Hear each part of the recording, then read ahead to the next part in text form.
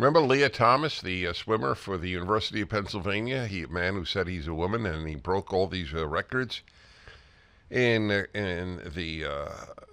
he was he defeated the University of Pennsylvania. He defeated the female swimmers there. He defeated female swimmers from other universities. University of Pennsylvania, another truly awful Ivy League institution, backed her completely against the women of their own swim team who were threatened not to speak out. It's amazing how the University of Pennsylvania, I think because most people don't know it's Ivy League, people don't spend as much time on the awfulness of the University of Pennsylvania as they do on the awfulness of Harvard and Columbia. But it is.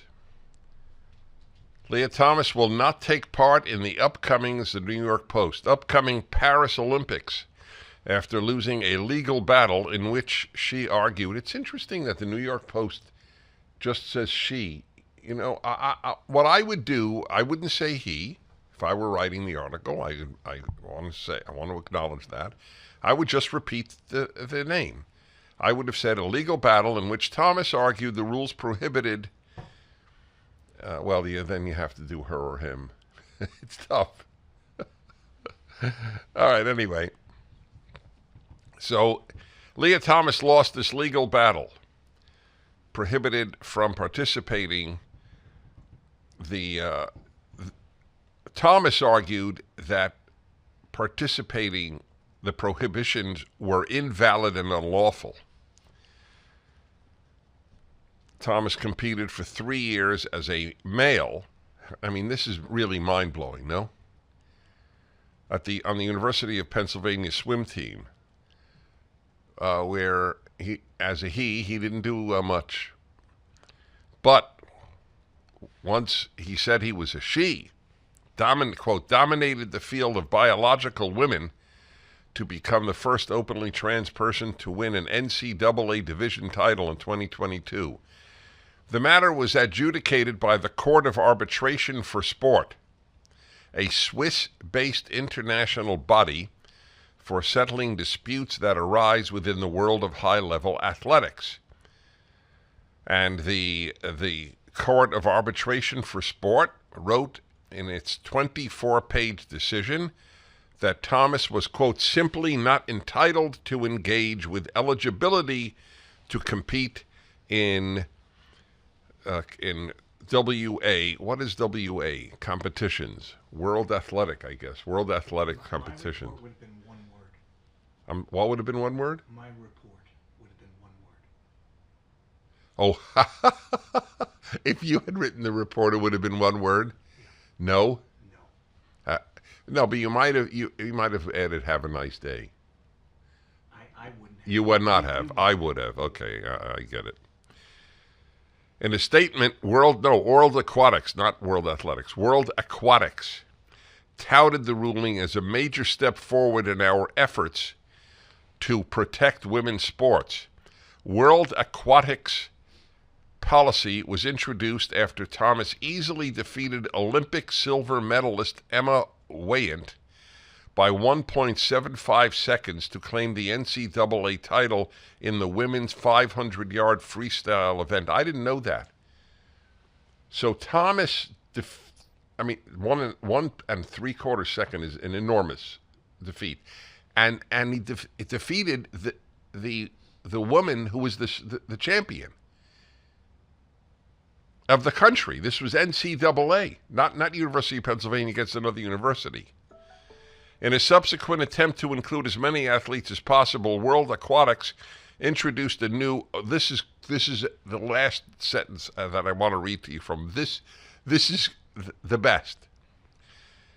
In a subsequent attempt to include as many athletes as possible, World Aquatics introduced a new, quote, open, unquote, category, inclusive of transgender swimmers. This was meant to debut as an event in Berlin last October. However, this is the punchline, the category was canceled after nobody signed up to enter the field. Did you catch that sentence?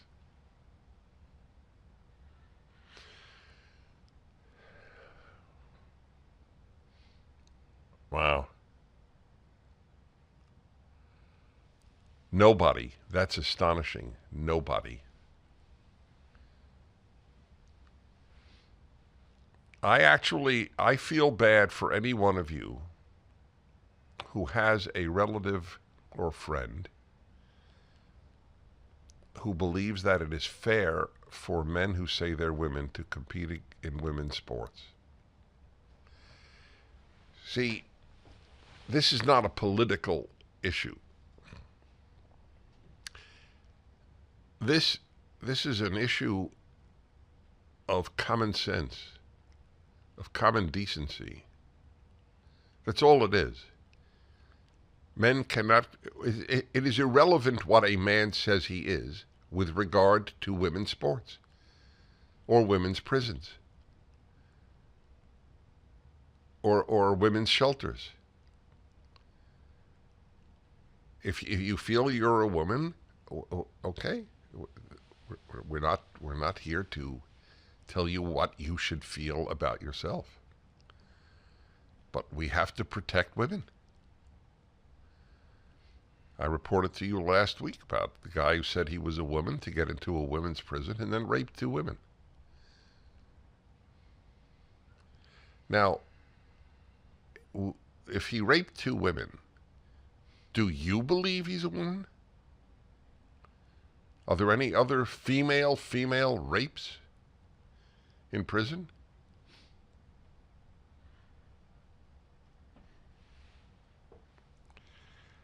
Okay.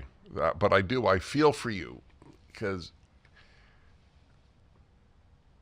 it's tough when you love somebody to lose respect for them.